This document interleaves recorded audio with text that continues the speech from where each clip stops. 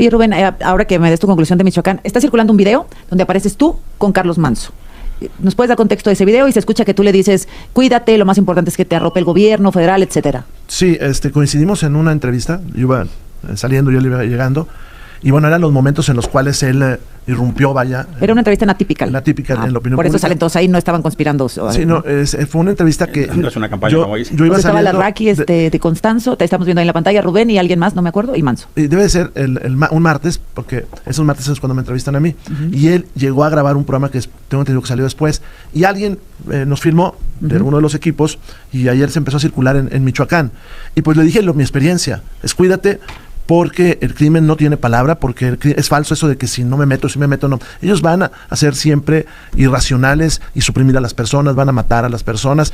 Y también ahí apunté, la verdadera respuesta sale cuando los gobernadores asumen la responsabilidad, porque tienen más fuerza que un municipio, pero no están tan lejos como el gobierno federal. El gran fracaso en el caso de Michoacán o de Guerrero es que los gobernadores no participan. Y para cerrar este tema, yo creo que es importante que sepamos pronto quién fue el autor responsable, el intelectual me refiero, sí, de la muerte de Carlos Manso. ¿Y cuál fue el móvil? ¿Era porque estaba combatiendo el crimen? ¿Era porque querían enturbiar la situación política? ¿Era porque estaba creciendo como político? ¿No?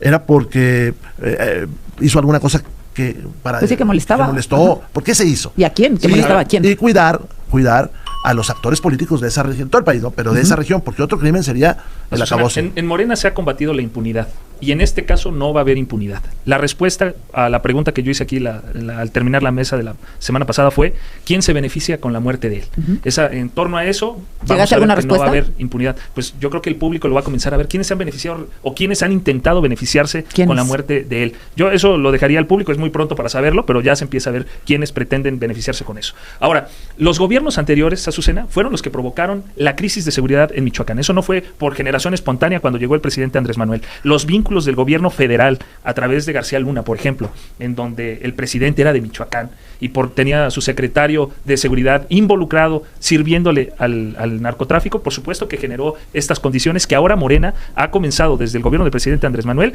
a atacar. No atacar con más violencia, porque nosotros creemos que la violencia genera más violencia. Y sin embargo, ha habido mayores detenciones a generadores de violencia, como este plan de Michoacán. ¿Qué va a generar esto en las próximas semanas? Lo vamos a comenzar a ver resultados, como se ha visto en todo el país, para pacificarlo, en la detención de generadores de violencia, afectando las finanzas del crimen organizado, destruyendo sus laboratorios y evitando, sellando Michoacán, que esa es una estrategia regional que va a implementarse en este plan, muy importante porque hay que evitar también la fuga de ellos. Se va a pacificar Michoacán. ¿Cómo entró Genaro García Luna aquí, perdón? Pues la condición de inseguridad fue provocada en medida por lo que se abandonó. O sea, ¿cómo puedes decir que se combatía? Déjame hacerte una nota. Había antes libre tránsito para el narcotráfico cuando gobernaba, por ejemplo, el PAN. Eso es real. Si tú tenías a tu secretario de seguridad involucrado, ¿cómo ibas a combatirlo? No puedes. ¿Cómo podías atender esa situación? A Mar García Harfuch de García Luna. Entonces, uno, impulsado por Morena para no perder la elección del 2027. Dos, impulsado por la presidenta para blindarse y no estar en riesgo en el 2028. Aquí vamos todos. ¿Y tres petardas? Mira, yo insisto, la verdad, cuando digo que Morena prostituye derechos, es porque la revocatoria del mandato es un derecho a la gente que lo quiera ejercer cuando quiera, como quiera. Es una condición de reclamar al gobierno. En México ha sido utilizado como una prerrogativa del gobernante. Aquí, por favor. Y la prerrogativa del gobernante está con una condición donde es Morena y el gobierno que dice, y el presidente lo dijo en su momento, López Obrador, no como el derecho a la gente, es un aparato político de gobierno trabajando. Ahora lo repiten.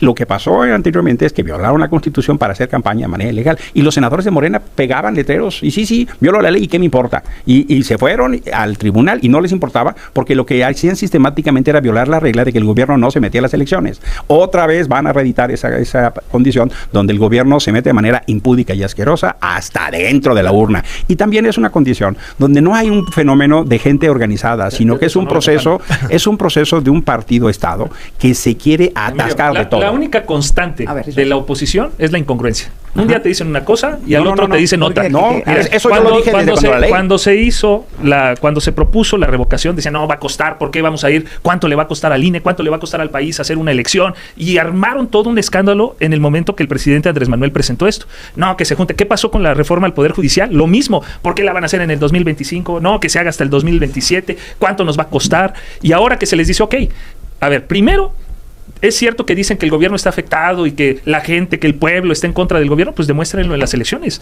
Y ese día, porque también qué pasó cuando salieron a votar o salimos a votar para decir que continuara el presidente Andrés Manuel. Dijeron, miren qué participación tan baja, nadie salió a votar, pues entonces ahora lo que se va a hacer es, ok, vamos todos a las urnas, votemos todo, sin generar mayores costos para el año 2028, juntémoslo todo en el 2027 y que sea una respuesta. El problema es que, como digo, la constante de la oposición es la incongruencia. En eso sí se las debo de conceder. Ahí sí han sido constantes desde el 2018 para acá. Muy Regresamos con la... Ahora, en alcaldes y gobernadores, en alcaldes no sé si sea bueno. Pero ese no fue por la democracia, fue para quitarse a los presidentes.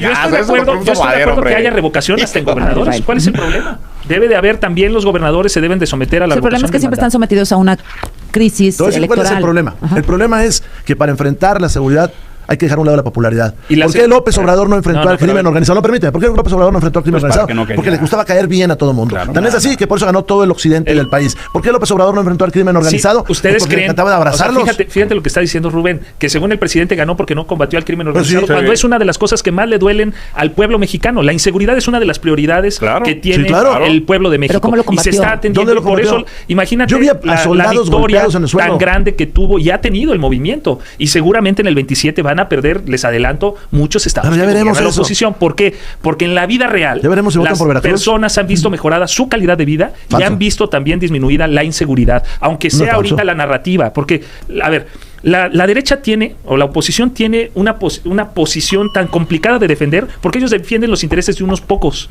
Están defendiendo los intereses de una élite que perdió el poder y quieren recuperarlo. Eso es impopular. No pueden ganarse al pueblo de México diciéndoles, oye, lo que defendemos es esto.